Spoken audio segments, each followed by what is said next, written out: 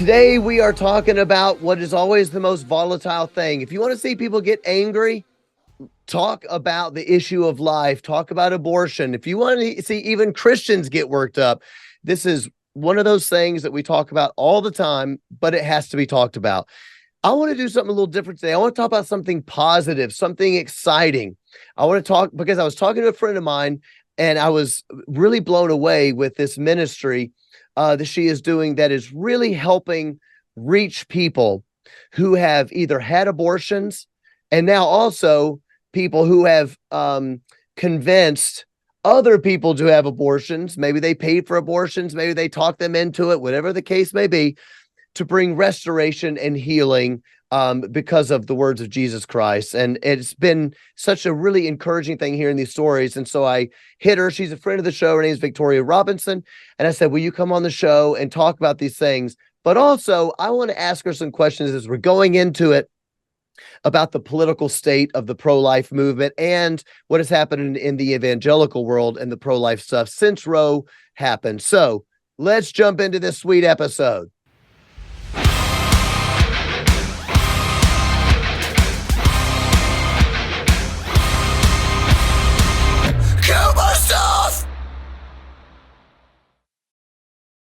What's up, everybody? Welcome back to Cooper Stuff. I hope you're doing awesome. Listen, we have a huge announcement coming this week, so you got to be paying attention and tell your friends, all right? It's coming soon. So today's episode, I want to start with it thinking about this. When we talk a lot about politics on the show, we talk a lot about the idea of God's moral law being put into civil law. So what does it mean for a nation to honor God? When a nation honors God, it's because its rulers say, we want to look at the moral law of God, the things that God says is good and evil, and then we want to make laws of the land, the civil law, reflect that. And one of the benefits of living in a society that was Christianized or a Christian nation or Christian culture was that the laws reflect that. So you just end up sometimes being protected from doing things that are going to really, really hurt you because the law says it was wrong. Unfortunately, a lot of people think that whatever the civil law is basically the arbiter of good and evil, but that's not true. The Bible tells us what is good and evil. But think about it like this. What if you were growing up in a society where the laws of the land actually allow for really wicked, evil things? And that is what we're dealing with in America when it comes to issues like abortion, with issues like pornography. Think about it. A lot of people get involved in pornography because it's available and because they don't know. They're like, well, it's legal, so it can't be that bad. And nothing can be further from the truth. This is soul-crushing, soul slavery stuff. Abortion is the same way.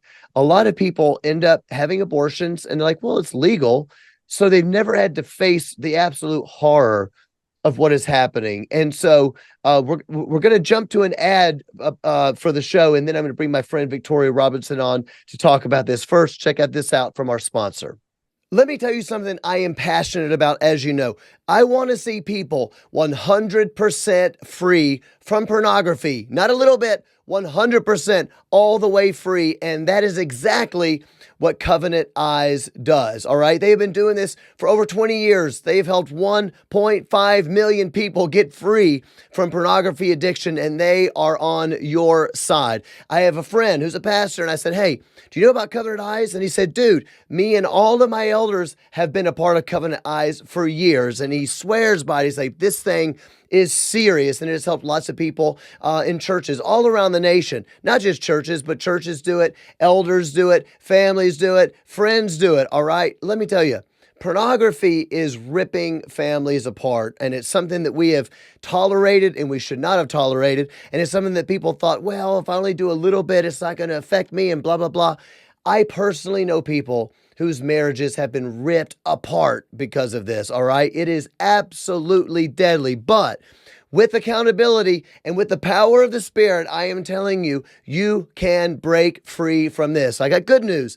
I know people whose marriages have been put back together because they broke free from pornography. So here's what you do. Go to covenanteyes.com, use promo code Cooper. That's my last name, Cooper, of course. Cooper is the promo code. You're going to get a free month trial. That's what it's about. You and a partner, get a partner to do it. Someone you trust, someone that you love, someone that says, hey, I want to be in this with you and I want to break free of this with you. You can do it. All right. Trust me. Go to covenanteyes.com, promo code Cooper, get your first month free. And finally, we are here welcoming back my friend Victoria Robinson to Cooper Stuff. How you doing, Victoria? I'm doing great. Thanks for having me back, John. Well, the episode we did last year, when was that? I mean, was that after Roe? Whenever that was, it was crushing. I had so much feedback from it. So I'm glad that you came back. Thank you. Oh, are you kidding? I'd always come back. I'm a phone call away. I love you. I love Corey. I love Jen. All you guys are just awesome. So anytime, it's always a privilege. Boom. I love it. I love it. All right. So I'm telling people watching Cooper Stuff, we're going to get to some really positive, encouraging stuff, but I really feel it would be almost remiss. It'd be awkward if I don't ask you about where things are at right now in the pro-life movement, because Roe got overturned. And then what you have is in the pro-life world, there began to be a lot of arguments about how we're going to handle this and how people are in disagreements, but not just the pro-life world, even in the evangelical world at large. We now have a growing movement of what I always call the Christian left, which are the more pro-life womb to tomb type folks. And then in the conservative political world, I'm sure you watched the Republican debates that happened a few weeks ago. We had Nikki Haley and really nobody on the stage really stood up for life in the way I thought they were going to. I was extremely disappointed. Then within the last 2 weeks, we also had former President Trump sort of come out saying Ron DeSantis is extreme when it comes to his 6-week, heartbeat bill, and sort of backtracking what we all thought Trump was all about. And it's really kind of confusing. Can be a breakdown on where you're at on these things? Disappointed. Very disappointed. I've been asking myself, would the real pro-life candidate stand up? And I've backed Trump, and I will vote for the conservative who's on the ticket. I'm not one of those people that's going to say, well, I'm not going to vote for that person. I'm going to take a stand. I'm not doing that. It's too dangerous today to not vote conservative Christians. By the way, John, something you said a minute ago about the pro-left, what'd you say, pro-left? I call them the Christian left, pro-life womb to tomb. Okay, I call them a contradiction. I call them a walking contradiction and an oxymoron. And I specify and what I exaggerate moron. So anyway, back to the other thing. Yeah, I'm really disappointed. I was disappointed with the debate. I barely could watch it, to be honest, John. It made me sick.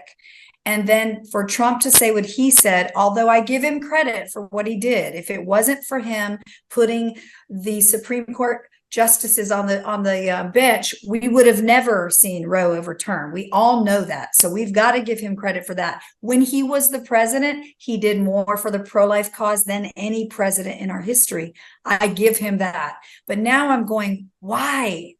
Why would you say that? Is it because your ego is so huge that you hate DeSantis so much that you've got to now throw something out there to try to win over those oxymoron people that you're talking about, those pro-life left Christians? I don't get it. I would have rather him said nothing. So now I'm kind of like, oh, great. Where do we go now? So disappointed. Yeah. I understand. Me too. Really, really disappointed.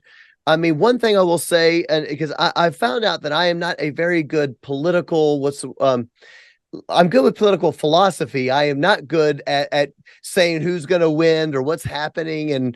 And I am not a good political commentator. I've got a good friend, Graham Allen, who's quite a good political commentator. And sometimes he'll say something, I'm like, I don't agree with that at all. And he's always right. He's literally 99.999% of the time right. And I'm usually always wrong. But I do wonder if it is true that politically speaking, that this is because Roe got overturned, that all of a sudden the issue of life is a losing issue for conservatives, because all of a sudden there's this huge backlash. And I wonder if these candidates, maybe Trump included, if they got their finger to the wind, feeling out, okay, wait a minute, this isn't going to win anymore. This isn't going to sell. And they might actually be right about that, in terms of maybe it's not politically expedient, but I think we have a lot of Christian people like us that are sort of like, you know what? Of course I want to win. Of course, I think it'd be better for the country.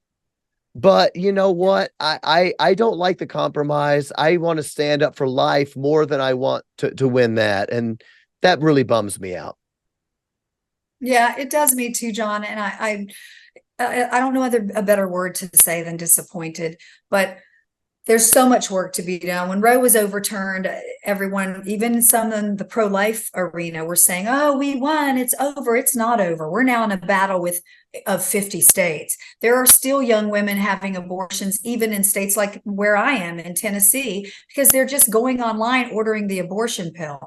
And I'm hearing from these girls a much sooner, John, than I did in the past. It was sometimes decades before I heard from women who were struggling with choosing abortion. Now I'm hearing from some of these young women weeks, months after they've delivered their literally intact dead babies in their bathrooms, because they're taking abortion pills at home. And then they're calling me or messaging me through my website or getting in touch with me through social media saying, this is not a clump of cells. This actually, I can tell it's a girl. I can tell it's a boy.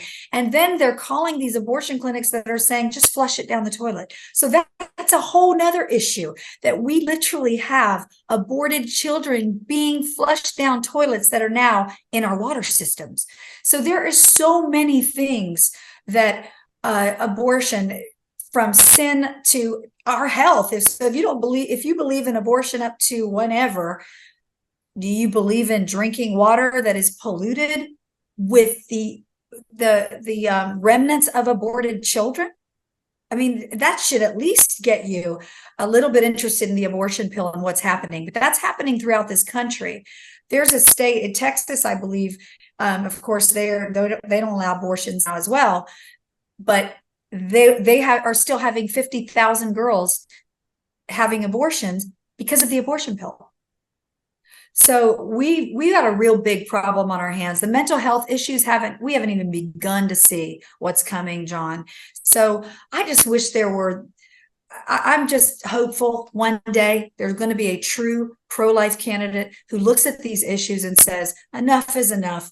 No matter what, whether I lose some of the votes or gain whatever, I've got to stand for truth.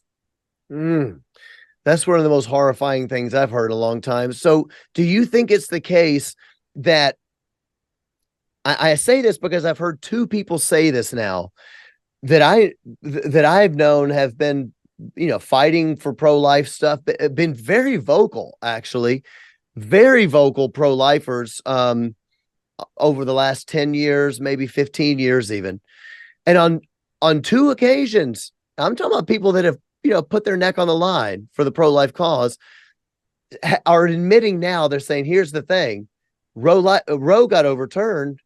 And now for the first time, a guy, one of my friends, is somebody that I know, is like, I'm having to ask myself, do I actually believe that 13-year-old girl who is a victim of incest shouldn't have the right to have an abortion? So I was like, I don't understand. Well, let me start over.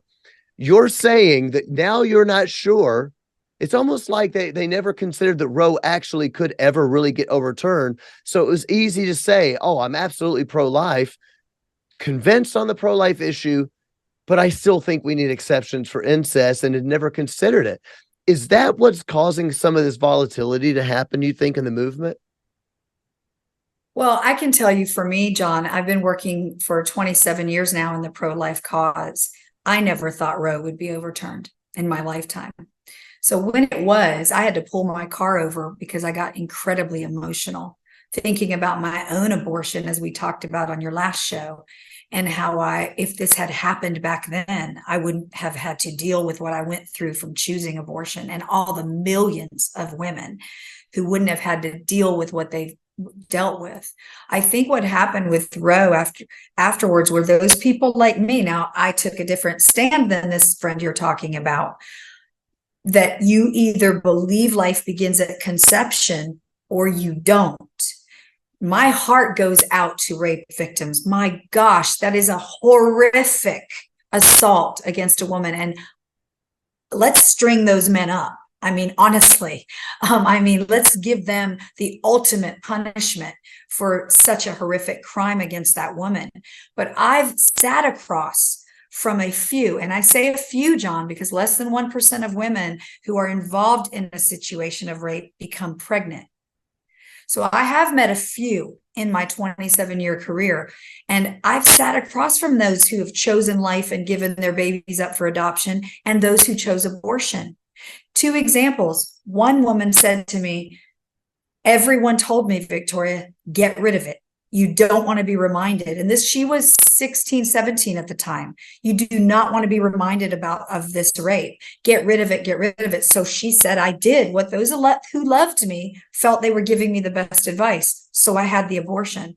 What no one did tell me, what I found out later, was that baby wasn't just my rapist's baby. That baby was my baby too. And then she had to deal with not only the trauma of the rape, but the trauma of aborting her child. This other woman that I can remember, she decided to have her child after getting pregnant through a rape and placed the baby up for adoption. It was a boy. And she said, Victoria, I have never regretted that decision. God took the most horrific act ever performed against me and turned it into something beautiful when I handed this little baby boy to a couple who could not have children. So as horrific as rape is, we either believe life begins at conception or not. Maybe this guy thought it's never going to happen, so I don't have to deal with that. I would be there for a 13-year-old no matter what she chose.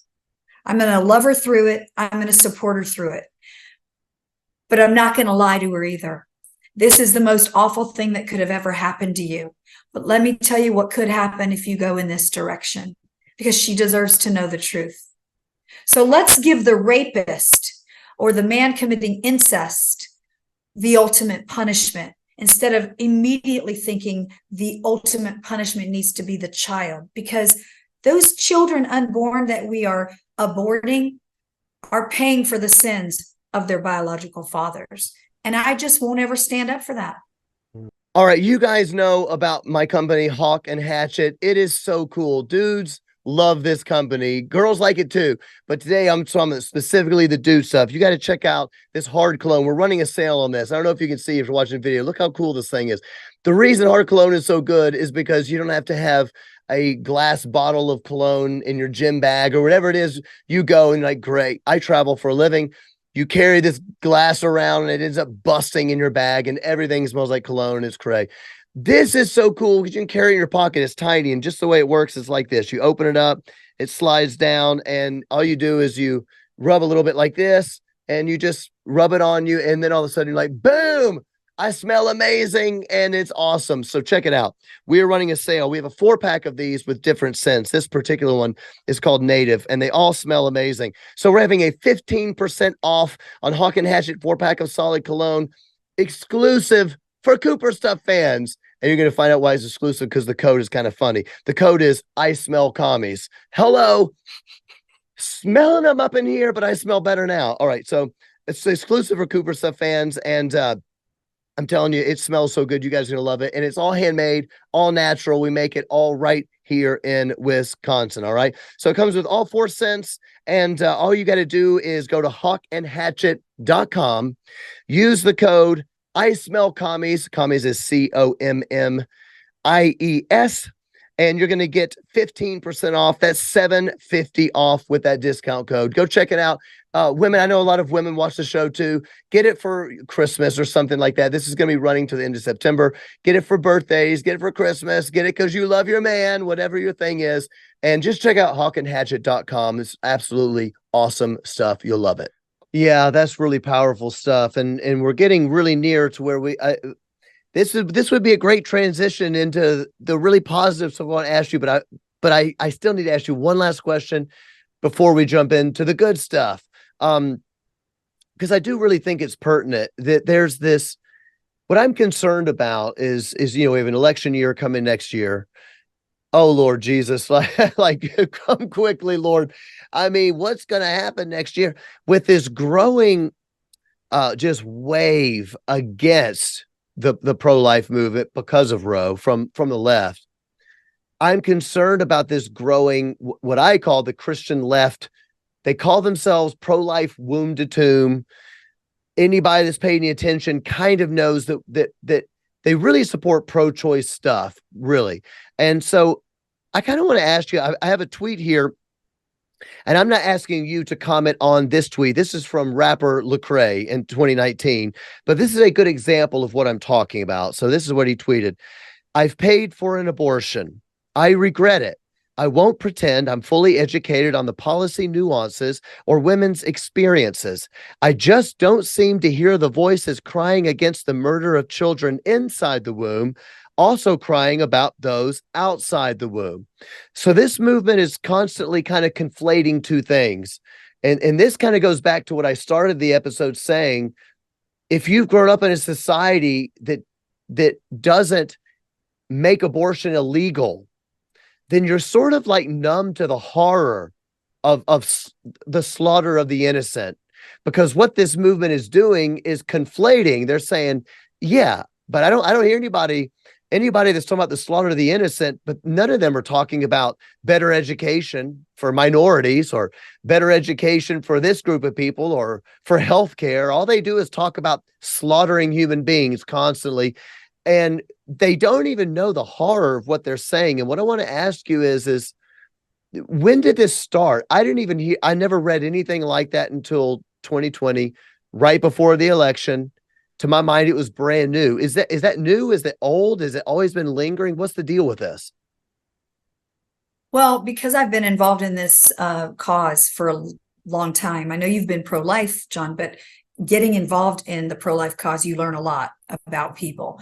And I can tell you that when I first accepted Christ and became a Jesus follower, I won't ever forget it. I was sitting in a church that was packed with about 7,000 people. And I was reading in the scripture that the road is narrow and few will find it. And I can tell you exactly where I was sitting when I said to the Lord, this has to be a typo. Look at all the people, Lord, in the church. They're here week after week after week. Now, all these years later, I can tell you that it's not new. Dealing with people in the church, dealing with pastors in the church who, okay, maybe they don't want to have a woman speaking in their pulpit because they don't believe in that. Okay, that's fine. People have their opinions about a pastor, but I'm talking about just let me share my story, Pastor, because there's 1 out of 3 people in your church who's had an abortion or participated. Let's at least let them hear that God forgives them and he loves them and there is healing available to them. Oh, no, we can't do that, Victoria. I don't want to offend my pro-choice church attenders. And I say to these pastors, why do you think you have pro-choice people sitting in your pews, Pastor? Could it be that you don't preach against abortion and then preach for healing if you've chosen, or any sin at all? Because you're worried about offending. Well, we need them to keep coming to learn about Jesus. Yes, they also need to learn about sin. So I've seen this for decades, John. I've seen it in the pro-life arena. I have been called a murderer from Christians that say they're pro-life. Well, I don't know why you do this work for people and help them find healing after an abortion. I don't think any of you deserve it because you guys are the ones who chose to kill your babies. I'm like, Oh, dude, wow. what Jesus are you serving? I'm going to pray for you more than you need to pray for me. Because thank you for reminding me that the Jesus I serve has forgiven me for all sin including my abortion. Mm. So you know what? This goes way back, John, unfortunately. It's just more out in the public now. I've heard the argument, well, poor kids. What about poor kids? What about children that are going to grow up in a home that's abusive? Well, sit across a restaurant table or meet somebody who's grew up poor or with abuse, which I've done both. And I guarantee you they won't say, I wish my mom had killed me. I love my life, John, and my childhood wasn't the best, but I decided to be a survivor, not a victim. And I'm thankful for my life and my 11 grandchildren and my 4 daughters and my 4 son-in-laws and the friends I have like you and Corey and Jen. I'm very grateful for my life. But I would have been one of those people that people would have said to my mother, you need to get rid of this kid you're carrying. Look at your life. Your husband beats you. Your husband's an alcoholic, and you're not a very emotionally attached person. So thank God she chose life for me and the 3 siblings I have. So that argument doesn't wash with me. It's ridiculous. And if you believe it, go ask a person. Even those people that I have personal friends who are products of rape, they are very grateful that their mother chose life. Mm. Well, I think that's a great transition into me. I want to ask you about your ministry. I mean, if Christ doesn't forgive people that have done really terrible things, then none of us have a shot. That's the good news. The good news is that while we were sinners, Christ died for us. He died for me while I was a sinner. So it's always shocking to hear things like that. But one of the things that you've done, that you've opened my eyes on, because I'm a guy. Guys don't usually see a lot of nuance and stuff. We're ready to choose a side. That's my team and everybody else stinks. We're ready to choose a side, and that's a really good thing. But one of the things that you've helped me understand is that there are a lot of women that were lied to. And in fact, that's what your book is called. They lied to us. And I thought that was really interesting. I'd never considered that there are people that have had abortions but because they grow up in a country where it's legal to murder your unborn child, they just didn't really think about it, in the same way that I know people that have been addicted to pornography for 10 years, 20 years. And they're like, I grew up I started watching it when I was 7 years old and whatnot. And I think that gave me more compassion for people. And I think that's really important. And so you began doing these retreats. And when I first heard it, I thought, oh, that's a really nice idea. But because it's more than a nice idea now that I've heard some of the stories of healing and restoration of what Jesus can do in people's lives. It's absolutely amazing. Tell us about the retreat, why you want to do it, what it is, etc. So, John, 10 years after my abortion, I hated myself for those 10 years. I got involved in abusive relationships because I thought I deserved it. It was what I deserved when a guy cheated on me or knocked me around, called me ugly names, because I killed my baby. It changed me. The girl I was who walked in, that young woman who was 23 years old that walked into an abortion clinic, was not the same one who walked out. But I buried it for 10 years. So finally I had the courage, really is what it was, because the post-abortive man or woman, the man who participated and the woman who had an abortion, that is the greatest shame for us. No one can understand it who has not had an abortion.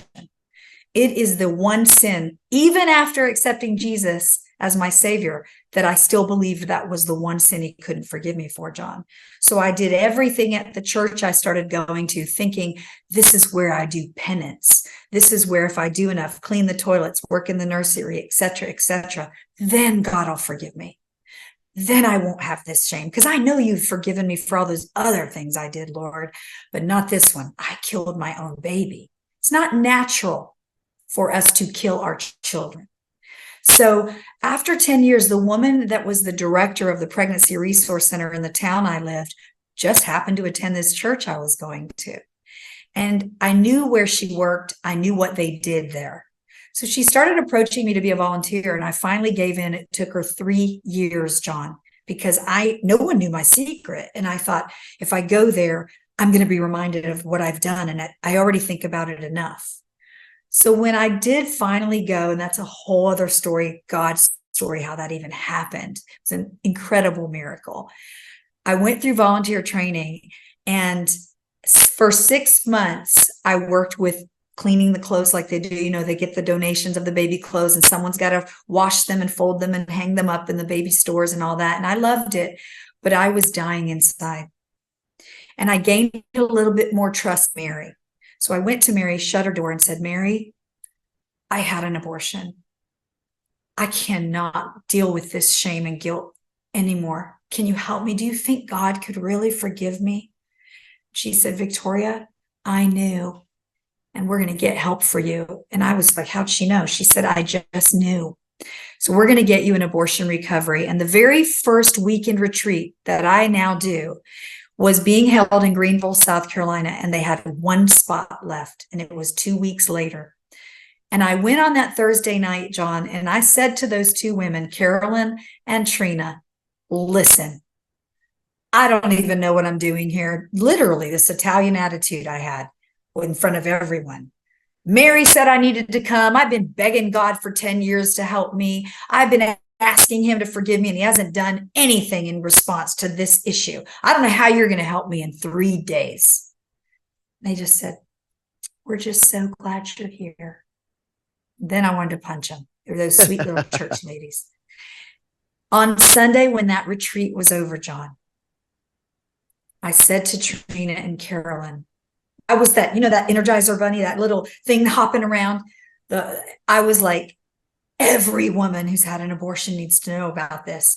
Every single woman needs to know God loves her, and he can forgive her, and he can redeem her life, and that he does want to use her again.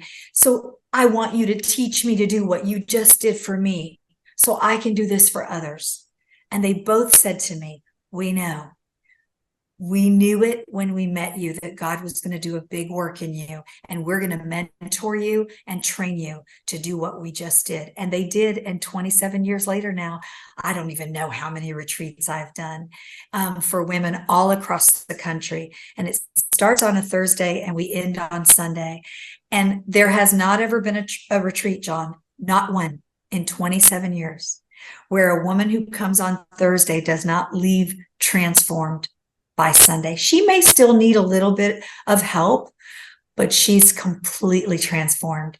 And I just did my first men's retreat not even a month ago. And John, I couldn't talk for 2 days after that retreat because I was trying to process what happened in those 3.5 days with these men. And my daughters were calling me, we want to hear all about it. I said, just call me Wednesday. I can't talk about it without crying. You won't understand me anyway. It was just watching the Lord do what only he can do. Yes, I'm blessed that he allows me to be a part of the journey with them. And I'm so humbled and honored and privileged, but it is all him. And I just get to watch these things happen, John. And it's been an incredible ride the last 27 years. So what I was able to receive in that weekend, I have been blessed to give that to others.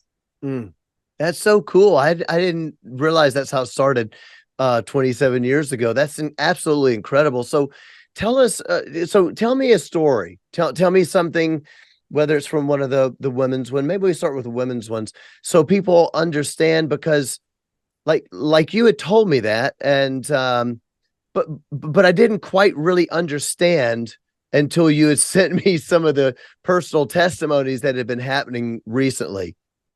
John, there are so many stories. I could literally have a book of stories.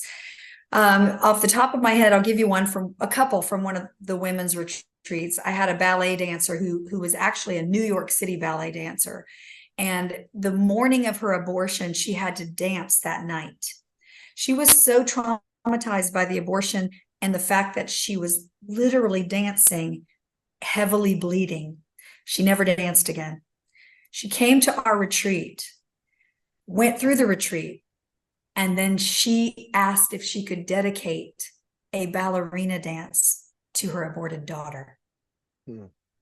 First time she danced in decades. It was just so beautiful. Another girl that I had recently that came through, she was I believe she was 16 or 17 when she had her abortion through judicial bypass, John. Are you familiar with that? No. Judicial bypass goes on. It's been going on. It's legal in every state. And this young woman went to her guidance counselor to tell her she was pregnant. She was a junior in high school. Do you want to have this baby? What are you thinking? My mom will kill me. So she goes, don't worry. We'll take care of it. I'm going to take you tomorrow in front of a judge and get a judicial bypass.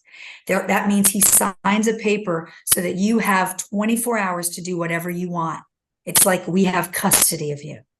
So they took her the next day. Her mom drops her off at school and they take her to get an abortion. Mom picks her up, never even knew what had just happened that day. They're using this same judicial bypass. They're going to do the same thing with the transgender issue as well. Of course, that's a whole nother thing.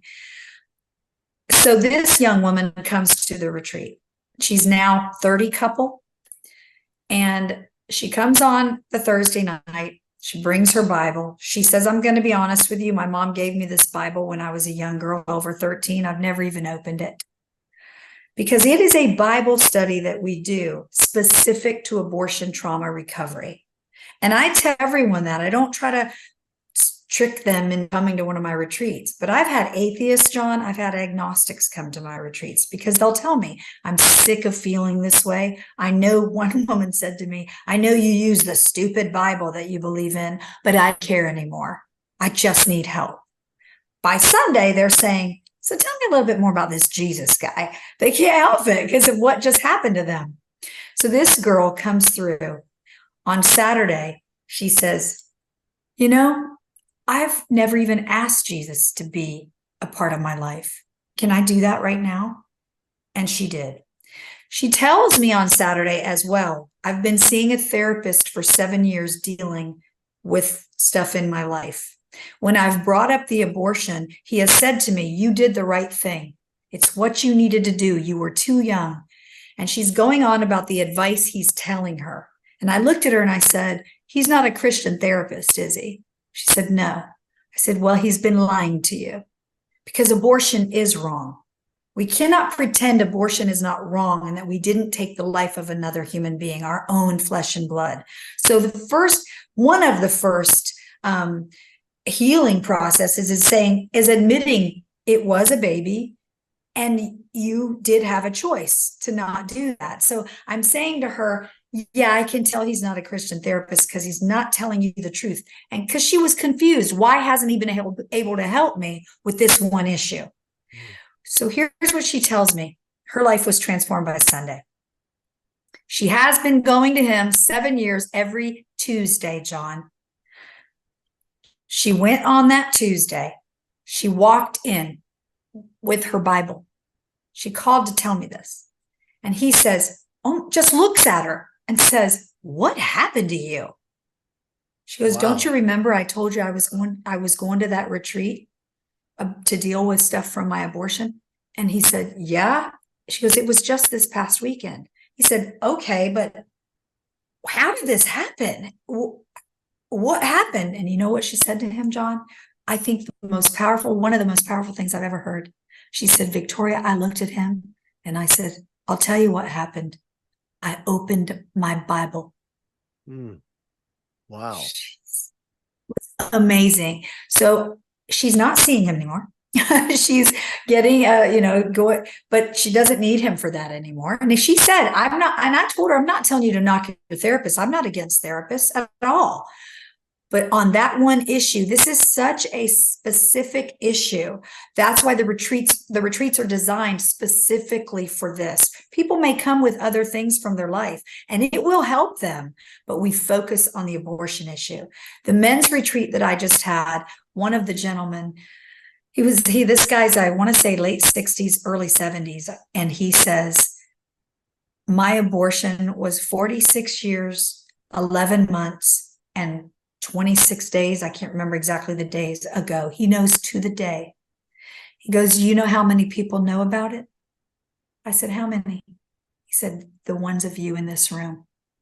And that man told me by Sunday, not only was he set free and healed, but he said, Thank you for helping me come back to my first love. Hmm. Men tell me I feel like a fraud if I open my Bible because that dark cloud of abortion is over my head. I want to get involved in church, but I feel like I'm a fraud because of that black cloud over my head. Healed people want to help people, John, and they may not ever share their stories publicly like I do, but they might share it now, those healed people, with that person they work with a relative that's considering abortion or who's had an abortion that confides in them. I hate the way I feel. And then they're able to say, let me tell you, we'll get you some help. Healed people want to help people. That's why I will always say, I believe abortion trauma recovery is the backdoor approach to ending abortion, no matter what the laws are, John, because they'll start speaking out. This is why you don't want to choose abortion. Let me tell you how it almost destroyed my life. So God has taken the greatest regret of my life that the enemy meant to destroy me, John, and turned it into good by using me to help other people to do the same. You know, that's really powerful what you just said. And I was kind of wanting to ask that anyway. So I love what you just said. No matter what the law is, I mean, let's face it, us Christians, we really want the laws to, all of us want that, you know, of course we do. In fact, I would say it's a little bit of like, probably proof of being under a little bit of judgment of God that our laws celebrate wickedness. All right. So that's fine. But really what we believe in is something supernatural. What we believe in is that God is changing hearts, is that the Holy Spirit is on the move. Yes, we want the laws, of course. I love what you just said. It's going to change from people telling their stories. So do you find that after these retreats that women are more, you think they're more likely then to tell about this, this restoration because of Jesus and wanting to talk to other younger women? Are they open to those things more than they were? No question. The men that were even in that retreat, women who've been in retreats, they may not all want to go out publicly, but now the first step is they haven't even told their family members, John. Oh, Some of them wow. haven't even told their spouses. Man, I I hadn't have even a young woman considered who that. just asked me recently. I had a young woman just in the last week, John. She's about to get engaged. She said, he doesn't know about my abortion, Victoria. Should I tell him? I said, absolutely. But what if he rejects me and doesn't want me? I said, first of all, you don't want to be married to a man who would reject you and not want you if you share that incredibly horrible, hurtful thing that you have to share. But you can't not tell your husband about that part of your past, because he needs to understand certain things about you. Even though she's been through healing, she's still going to be triggered when she gets pregnant. When they have a child, she's still going to have those moments. And, she has tools now to get through that. But her husband doesn't need to be confused of, why are you acting like you're, these certain ways? So I said, you have to tell him. And so she's going to tell him this week. And I know this man is going to hold her and say, did you think I'd reject you? I love you.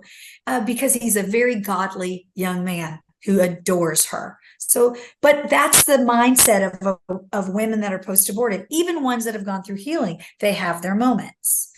So the tools that people get through these retreats do help them have the courage, John, because here's why, John. Here is what I can tell you it in a nutshell. I never told anyone for 10 years. I couldn't even look in the mirror of my own bathroom being alone and say, you killed your baby. You had an abortion. I couldn't get the words out. John, now one of my testimonies, I think I've heard someone told me, has like 14 million streams. I'm going all over the country now speaking out and sharing my story, because here's why, John. My identity is no longer in my abortion. My identity is in who Christ says I am. And when these people realize your identity doesn't have to be defined by your past, including your abortion, when you know who you are in Christ, people can call me murderers all day long. I know who he says I am.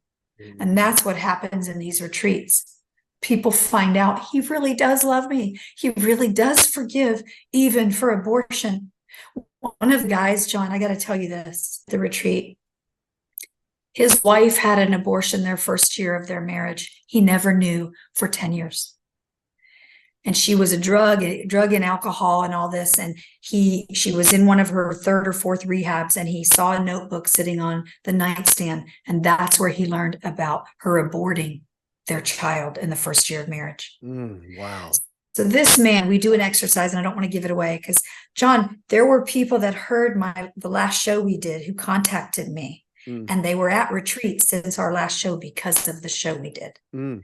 So I don't want to give away, because I'm going to believe there are going to be people listening that get in touch with me and say, sign me up for one of your retreats. When can I come? So this man was doing a specific exercise that we do on Saturday evening. And he said, can I share my experience with you, with the group? I said, of course. He said, Victoria, I was walking outside and I was praying. And I was saying to the Lord, do you really forgive me?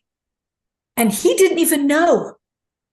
Do you really forgive me? Because he went back and said, Vic, I should have never married her, but we were having premarital sex and got involved in some things. So we ended up, it was like the order of service, if you will.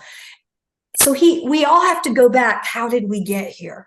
And of course, there are exceptions to that, of people that are raped or held down, at young people whose pastors' fathers take them for abortions. I've heard it all and met them all. But he said, I'm praying and I'm saying, it was a beautiful sunny day. It hadn't rained in Nashville for 2 weeks. No rain. And he said, I'm walking and I'm talking to the Lord about my child, which God revealed to him it was a son. And he said, and I'm begging him, show me. And he said, I was weeping. And I'm like, show me, you really forgive me? Do you really forgive me? And at the very same time that was happening, I was in the house, the retreat center, and I look out and I say to my co-leader, oh my gosh, it's pouring, but the sun was out. And so this gentleman said, at that moment, when I looked up to the heavens, I don't know if you guys saw it, but torrential rains came down. And he was weeping, and he said, I felt like the Lord was weeping with me. And he was saying to me, I love you, son. I forgive you. And you're not crying alone. I'm grieving with you for the loss. He was so moved by that to this day, his wife and I talked recently. She said, I will never be able to thank you for what happened to my husband in that retreat. He's a different man. And he tells everyone now that he comes in contact with. He's told our friends. He's told all these people about his experience who didn't even know he had an abortion in his past. So the question that I've given a long answer with lots of stories is, healed people want to help others not walk where they've been. So if people that are considering abortion, they want to get in front of them and say, you don't want to do that. Let me tell you why. There are other options available for you. I'll help you. I'll walk this journey with you. Or if they've already had abortions and they share that, they can say to them, you can get help. I was where you were. God has redeemed my life because he died on the cross, not only, John, for the millions of innocent aborted children, including my own, but he also died for me too, and for the millions of men and women who are suffering because of making that choice. They just need to be reminded. That's the good news. I love it. It's just so absolutely powerful. And I think I would love to just mention to anybody listening that relates to that, even that particular story, or I don't know what your situation is. I don't know what your pet sin is. I meet people like that with pornography. People are like, yeah, I didn't think I could ever be forgiven. It's too much. I can't tell anybody. You kind of insert whatever your sin is in that, and Christ dealt with that on the cross too. So find peace through repentance. I mean, God loves you so much. And I just love that story, Vic. As we're ending, tell people where they can find you in case people do want to reach out, your website and whatnot. You can find me on Facebook and Instagram. I got off Twitter during the election. I couldn't take it. I haven't gone back on X. I guess it's called X now. But I'm on Instagram, and so many of you have reached out to me on Instagram and on Facebook. That's why I have this love-hate relationship with social media, but I stay there because I want you to be able to find me. My website is reassemblelife.com. The next men's retreat, John, is January 18th through the 21st. In Destin, Florida.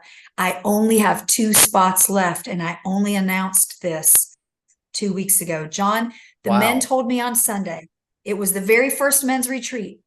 And I said, give me your feedback, guys, as we were, as an exit interview, if you will. And this is what one man said, and the rest of them echoed. Victoria, it has to be you continuing to lead these retreats. It has to be a woman. I would have not opened up. You've made us not condemned or judged. You represented the women we hurt. And we've learned so much about what a woman goes through. And we've learned so much about pregnancy. I didn't even know that the heartbeat begins at 21 days. These guys said every time you said from a woman's perspective, you didn't notice it, but we all leaned in. Because we want to be good husbands. We want to be good fathers. We want to know more about the women that we love. So you can't stop doing these retreats. And I said, okay, then I'm not. I think it's time to schedule the next one. So I did, announced it a few days later, and John, it's almost full already. So gentlemen, wives, if you're married to a man who's had an abortion in his past, a boyfriend, a son, a brother, please get in touch with me. I have a man coming in January, and his wife is coming in February to the women's retreat because their marriage needs it. So I would love to help you. Get in touch with me, and we'll set up a phone call. We'll go from there. It's confidential, John. Nobody has to worry about me ever giving away their identity. I hold that sacred. So absolutely powerful. I really appreciate you coming on the show. And, for everybody watching, this is how we're going to change America. Honestly, I believe it's faithfulness of people doing whatever the work that God's called you to do, the people around you. It's going to spread out, just like Victoria was talking about, people within their sphere of influence. It's the people you talk to. Raising your kids at home. This is the way we're going to change America, I believe, in spreading the gospel of Christ one person at a time. Thanks for joining the show. I really appreciate it. John, thank you so much for having me. Anytime. We'll have to have more discussions in the future. God bless you guys. Read the Bible.